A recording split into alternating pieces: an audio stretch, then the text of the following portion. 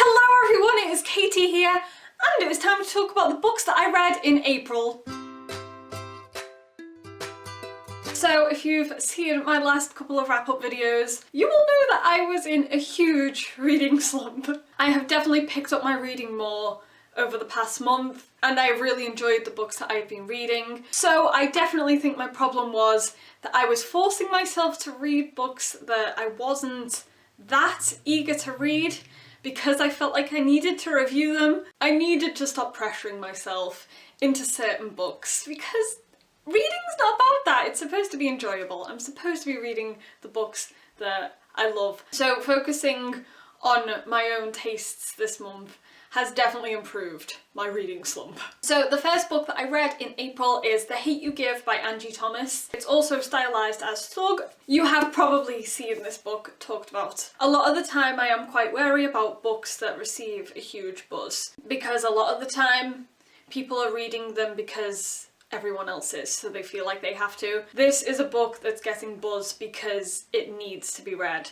It's not just one of those books that's in fashion and that's why everyone's reading it. It's getting buzz because it's a hugely important story. It's one of the rare books that I really struggled to talk about in my review of it because I was speechless. I honestly feel like nothing I can say can do this book justice. This was inspired by the Black Lives Matter campaign, and it follows a character named Star who witnesses her best friend get shot down and murdered by a white policeman. As you know, we hear stories like this way too often. So although this one is fictional, we know that it happens out there. There are people like Star and people like Khalil who are murdered for no reason. And this book shows Star's struggle to find her voice and find a way to help bring justice for Khalil. It's just such a fantastic story. Not only is it shining a light on these horrible things that do happen today, but it's also helping to educate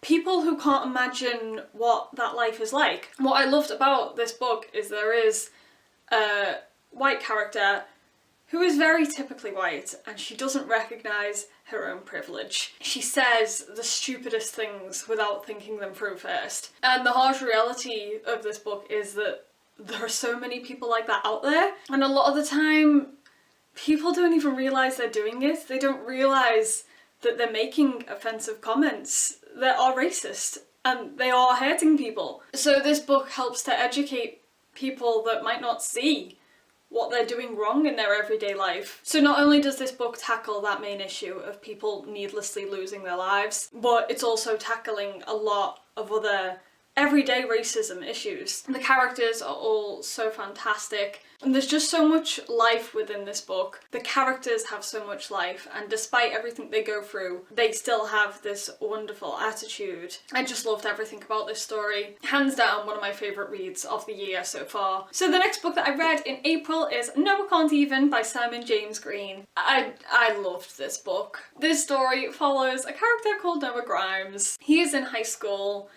and he's kind of like that typical geek that people pick fun at for certain things. Noah just wants to be seen as normal, like everyone else in the high school. There is a girl in his school named Sophie who is what he thinks is his perfect girl. So he starts trying to get close to her because he thinks that she is his ticket to normal, his ticket to finally being cool around the school. But then his best friend Harry ends up kissing him, and Noah's world is thrown into turmoil. This is such a fantastic coming of age story, and it's a brilliant portrayal of young people coming to terms with their sexuality. What I like about this book is that it does it with humour. It's such a funny story. It reminded me a lot of the British high school stories that I used to read when I was in high school, because when I was younger I used to pick more funny books to read. I loved reading about characters that ended up in so many ridiculous and unlucky situations. So this made me feel really nostalgic for the books that I used to read. Noah is such an adorable character, and his friendship with Harry, watching it develop into something more, was really sweet. And I love how it dealt with the difference between the two boys as well, because Harry is quite sure of himself. After he kisses Noah and he starts talking about his sexuality, he knows for certain that he's gay. Whereas Noah is just so confused and doesn't know what's going on. And I like that because sexuality is different for everyone. Some people know it from a very early age what they are and they're very sure of themselves. Whereas other people, like Noah, they don't see something else as a possibility until it happens. So I love the variation between the characters in this book. This is one of the few books that has made me laugh out loud as well. I just couldn't help myself. Some of the situations are completely ridiculously out there, but they are hilarious. So considering how much I love UKYA books and how much I love diverse books, this ticked all the boxes for me. I would highly recommend this one if you need a more light-hearted story, because we all read so many serious things now that we just need a laugh occasionally. We need a good laugh, and this book will provide that. The next book that I read in April is The Girl from Everywhere by Heidi Heilig. This book is quite a mixture of genres. It has time travel, it's historical, there's adventure, and there's romance. So it's a really great mix of things. It follows a character named Nyx and her father Slate, who is the captain of a ship named the Temptation. With this ship, they can collect maps, which they can use to navigate to certain areas through time. Slate wants to go back to Victorian Hawaii, which is where he met Nyx's mother. Nyx's mother unfortunately died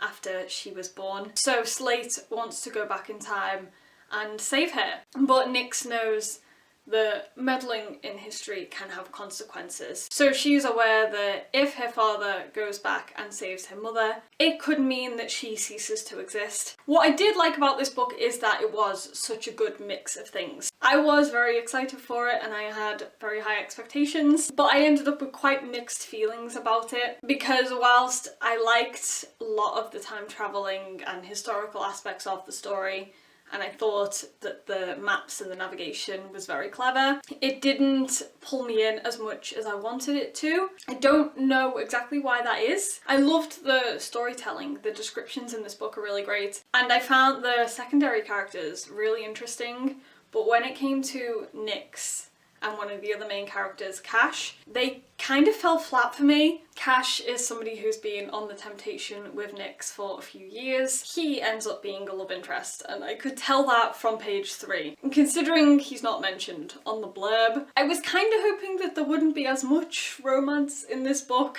as there normally is, but yeah, there ended up being romance. And then later on in the book, there ended up being a love triangle. There's nothing I hate more than love triangles.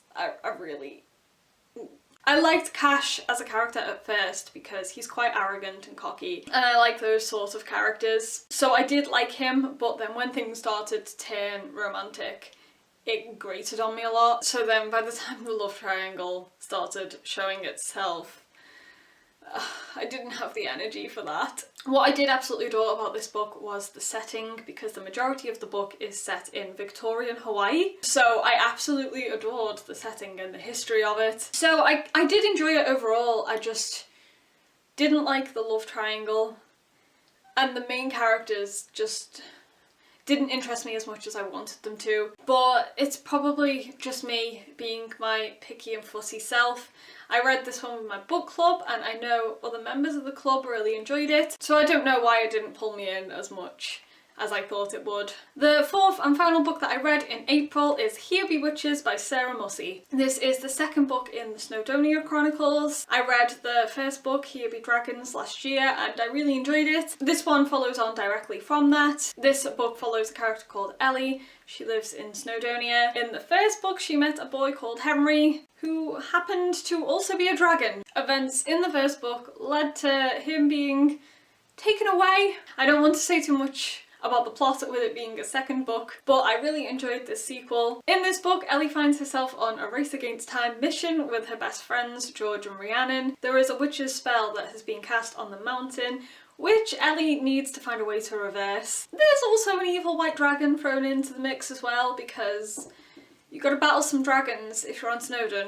You just gotta. What I love about this series is that there's always so much going on. It's a great mixture of adventure and action, and it also has kind of a contemporary element to it as well. Ellie is a very typical teenager on a mission. Throughout the book you get her phone updates, so you have various texts and stuff between her and her friends, and I like the way that's thrown into there because it makes it feel more believable. You know, these characters are around age 15, so you could imagine that this is what any 15-year-old would be like if they were thrown on a magical quest. When you're fighting evil, you've still got to update your phone. And you know that teenagers would do that if something like this actually happened. So I like that whilst it's a fantasy, it still feels quite realistic and teenage as well. So it's a fun fantasy book and it has a really chatty way of telling the story. I like Ellie's voice, she's just very authentic. Also, one of the main things I love about this series, and I said this when I was talking about the first book as well, is that it's set on Mount Snowdon. Such an epic setting for a book, and I love all the myths and legends that surround the mountain that are included in the book as well, and they're explained in a really great way. I am very much looking forward to seeing what happens in the third book. So they are the books that I read in April. I am proud that I managed to get through 4 books, considering how slow my reading has been lately. It certainly beats the 2 books a month I've been on for the past couple of months. There's also a lot of books that I'm really excited to read in May. Please do let me know what you read throughout April down in the comments. Are there any books that you are looking forward to in May? I know Lord of Shadows comes out at the end of the month. Don't know if I'm going to be able to read it straight away because it's a big book and those books are expensive and I am very broke. So I might have to wait until my birthday in June, but I am very excited to read it. So please do let me know all of the bookish things you're looking forward to. Thank you guys so much for watching. I will see you next time. Bye!